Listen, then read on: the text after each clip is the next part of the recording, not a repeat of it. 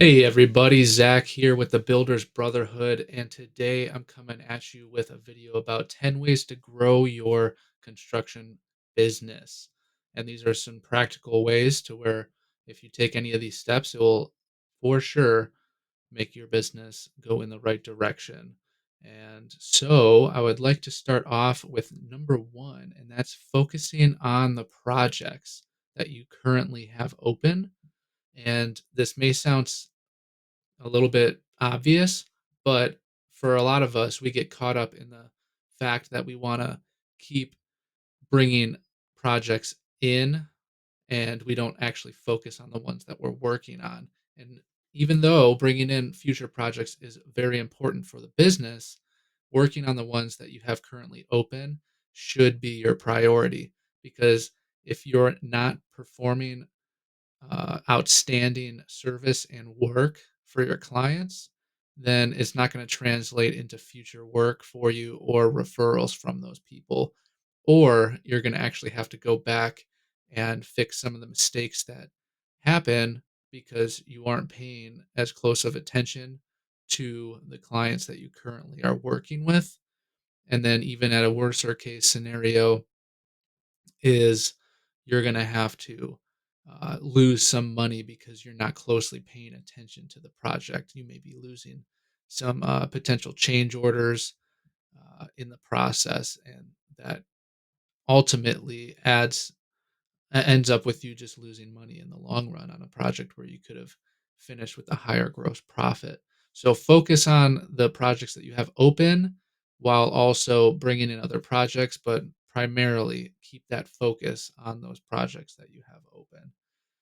Now, on to number two, lock in those change orders. So it leads right in from step number one. And it is very easy to overlook change orders.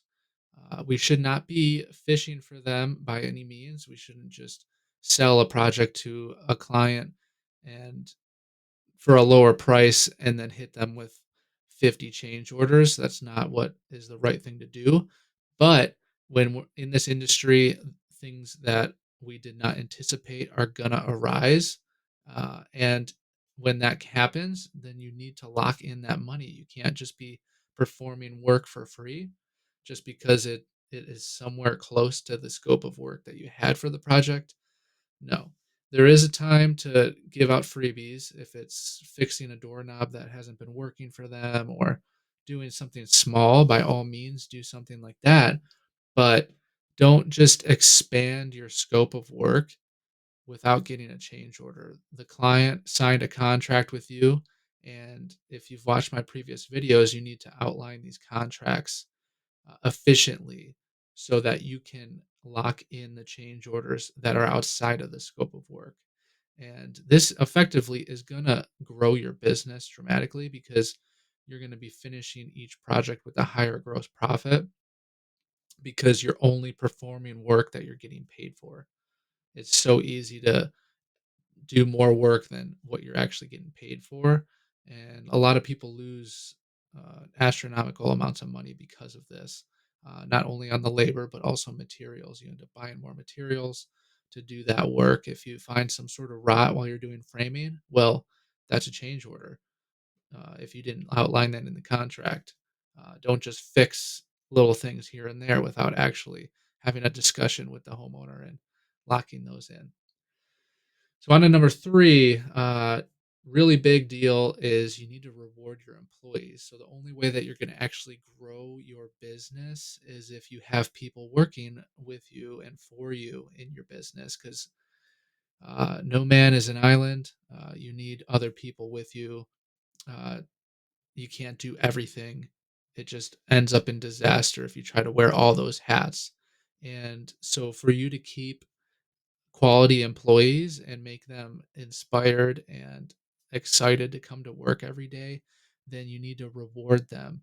And there's a bunch of different incentive programs that you can put in place for your business, but it doesn't have to be super difficult. It could be something as simple as just buying the guys lunch or giving them gift cards or celebrating the wins in some way by going out and doing something potentially, whatever it may be that you think is appropriate for your business, then by all means do it. But you got to keep that at the forefront of your mind that the only way that you're going to be successful and do well and be able to perform amazing projects for people is if you have a great team behind you, and your team deserves to be rewarded if they're making the business flourish.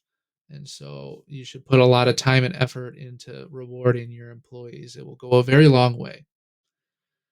Now, on to the next one is to build structures and systems for your business. And this is a lot easier said than done, but this is probably the single thing that is going to grow your business. If you're able to break apart the different uh, sectors, I would say, of your business, and have them work efficiently on their own, and then also correlating with each other, it's gonna build the business. So, like, let's say you have a sales department, that would fall under like the pre-construction department, with estimators, and like a project coordinator, and then you have the production side of things, and that's from all of your tradesmen to your managers deal with production. And then maybe you have like a warranty aspect of your business that deals with the clients after the projects have actually closed out. Separate everything, build the structures within each of them, create job roles. Check out my previous videos if you want a little bit more detail on the structures and some ideas for you to implement to build those structures in your business. But having some sort of system that is efficient uh, is just going to make all your projects more successful. So if you have people that are building all the paperwork and all the scheduling and budget for the project, and they can hand it off to another team that fulfills that project, and then they hand it off to another team that maintains and checks up on that uh, project after it's over, then uh, you're going to be you're going to be sliding into the future real well. Number five is to cut unnecessary overhead. And I don't mean like cut benefits or anything to your people. You should always be striving to try to actually give as much benefits as possible, because that's going to help you retain those employees that, like I said previously, are helping build that business. So don't, when you're thinking of trying to cut your overhead, try to stay away from removing benefits to your employees if you can. When I mean cut your overhead, that's look at your, maybe if you have a warehouse or an office, is it as big as it needs to be, or is it bigger than it needs to be? Can you downsize? Do you even need a warehouse? The fleet of vehicles that you have, do you have too many, and you're just not able to sustain the employees to have them working as efficiently as you hoped for?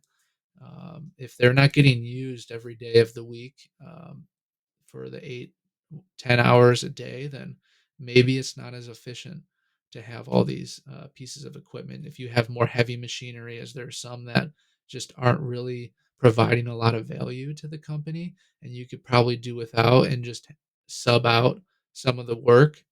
Like if you have an excavator or something and you only do like a few excavating jobs a year, like maybe just not have that piece of equipment and just work with another trade that can come in and do the projects for you, just so that you're not having to pay for the insurance and the maintenance on this vehicle, or maybe even the loan payments or the rental fees or whatever it may be. That could cut a huge amount out.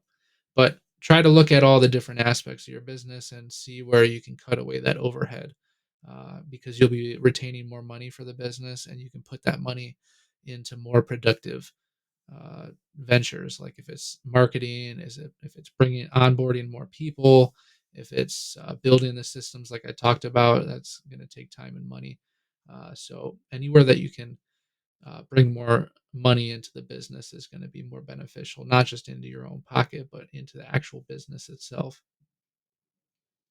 So on to number 6, I highly advocate for this, but have some sort of warranty program.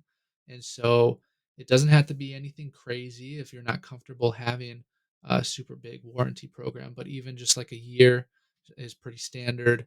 If you can give a warranty for 1 year, do regular checkups if it's like 6 months and then at the year mark, so that not only are you making sure that your work is still holding up to the quality that you're trying to shoot for, but it also opens up the door for potential future work or just having that face to face interaction with your client that makes them feel good and knows that you're still there and you're around, and they're going to refer you out to their friends and family because they can say good things, say that they gave me a warranty, and not only did they do that, but they actually showed back up and made sure that everything's good.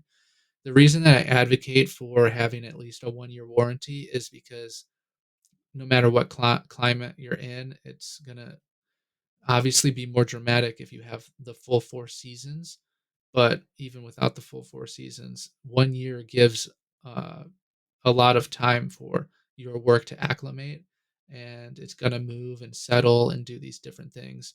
And so after 1 year, you're probably going to have to fix some cracks and some movement, which is normal, but it's going to make people feel really good that you're already aware of that and that you're going to take care of it after that year.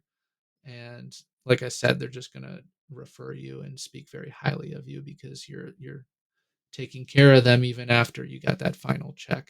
And that speaks volumes to a company if you're able to do that, and that's going to propel your business far into the future. So look at some ways of building some warranty program. Keep it small maybe in the beginning and try to expand upon it, and even maybe move into having a warranty department that just does like small handyman tasks and maintenance on projects that you've already done in the past.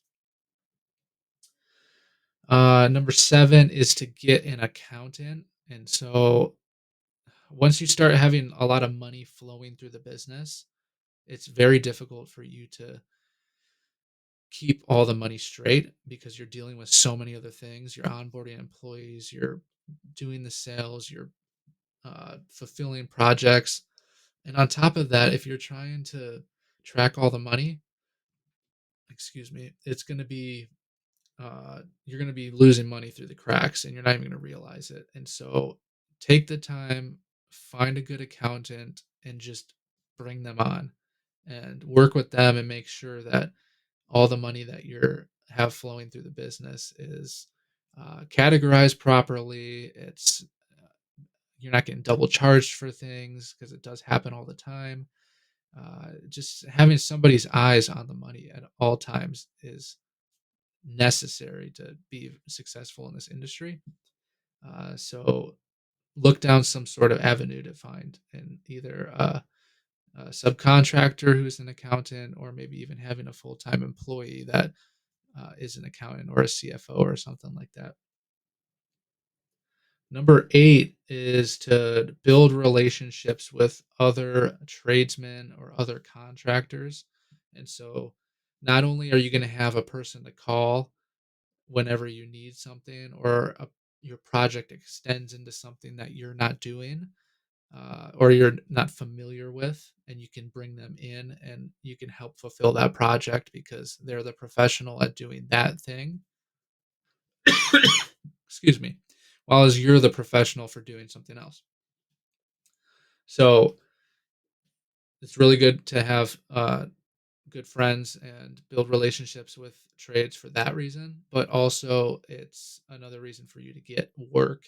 So it goes vice versa. As you're bringing them in to work on your projects, then they're going to bring you in to work on their projects because maybe you're a general contractor, and we'll use an electrician as the example here. Well, you have some electrical work on your project that you don't do in house because you can't pull permits on it. So you bring in another tradesman who has the ability to do that and perform the work properly up to code, and vice versa. They are doing electrical on somebody's house, maybe a small project, and the homeowner is like, hey, I want to do an addition on my house, do you know anybody? And boom, they're going to recommend you because you're scratching their back, so they're going to scratch yours. All right. And so moving on to number 9, and that is communicating with the clients proficiently. So we all know you need to communicate with your clients. It's the only way you're going to get your checks from them. It's the only way that you're going to figure out critical like milestone answers, like different selections they might need, like some tile or paint or things like that. But being able to effectively communicate with them on at least a weekly basis, if not a daily basis, is going to keep them in the comfort zone where always want to keep our clients. You want to keep them in the comfort zone where they're always feeling confident that you're doing the right thing. And when difficult conversations come up, they really don't have a lot to dispute with you because you're just so efficient of a communicator with them. You don't leave anything on the table. Everything is transparent, and so the trust has been built. And I like to do weekly owners meetings. So whoever the owner is of the building, structure, project, whatever it is, set a day and a time that works for everybody, and just make that a real thing. So if you have a 3 month long project, Mondays at 9 o'clock, every Monday at 9 o'clock, you're going to be there meeting with them for those 3 months. And that's going to, like I said, build that trust that you want with the client. But it's just going to make the project go smoother too. And then when the change orders arise, which they always do, they're going to feel better about giving you that extra money because they know it's the right thing to do. You're not just fishing for money, you're finding things in the project that were outside of the scope of work, and you're bringing it to their attention and saying, hey, this is something that needs to be done, and this is what it's going to take for us to do it. And they're going to sign it with ease. And so if you're an effective communicator, it's 100% going to build your business. And if you're a bad communicator, it's going to destroy your business.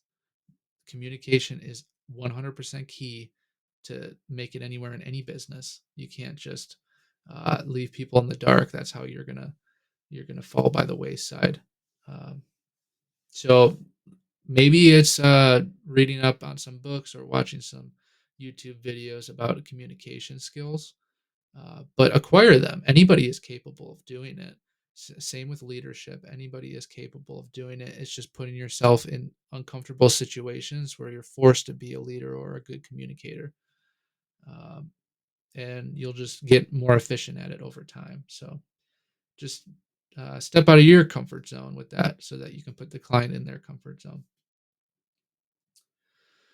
And number 10, it's the final one. And it seems I'm going to finish off with something that's pretty obvious, but it really does make all the difference. And it's be everywhere.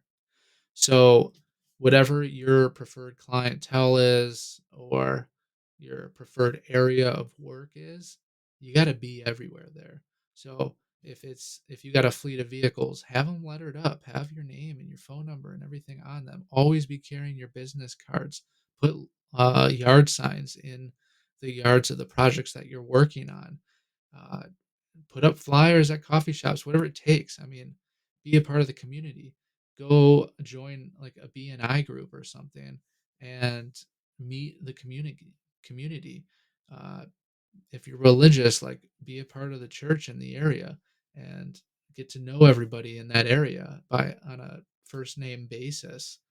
And it's going to become almost like the Joneses effect, where you're working on the neighbor's house, they see you, they want you to work on their house, and then all of a sudden the whole neighborhood's like, "Wow, this is what everybody around me is doing. This is the guy that everybody's using. I want to be using them." But extrapolate that into like let's just say a town or even a city, and be that guy that everybody is wanting to work with. Like when they're ready to do a project, they already know who to call because they see you everywhere. They see the great work that you're doing. They're hearing about you. They're seeing ads for you. You're just everywhere. And it just becomes a no brainer at that point. The only thing that differentiates if they're able to work with you or not is the money. And can they afford you? or not. I mean, and that's the place that you want to be. You want to have people approaching you that want to work with you, and you're the decider where you say, this is how much it's going to cost, and that's going to decide if they can work with you or not. It's a really good place to be. And it's a good sign to show you that you have a thriving business because people, a lot of the times, will figure out a way to come up with that money because they want to work with you so bad and they won't even question what you're charging, even though you should not be gouging people because that's going to give you a bad name as well. And that will spread like wildfire as well if you are just gouging people. So don't do that, but be everywhere, do quality work, and you're going to be on the pathway to a very successful future. So I hope these 10 simple ways to grow your construction business was of value to you. Let me know in the comment section down below if it added value or if you have anything else to put in on this, if there's some other ways that you know of that helped grow your business. We would love to hear it. And finally, if you could like the video if it gave you value and subscribe to the channel, it would be super helpful for me to get some more subscribers. And I'd love to have you be part of the Builder Brotherhood. Until next time, talk to you later.